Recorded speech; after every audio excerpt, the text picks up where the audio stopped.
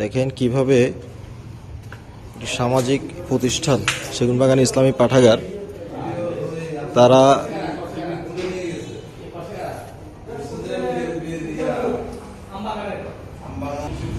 ন্যাক্কারজনক হামলা চালিয়ে আমাদের প্রতিষ্ঠানকে, আমাদের এই একটি সামাজিক অফিসকে তারা কিভাবে ভাঙচুর করেছে দেখেন। এই দেখেন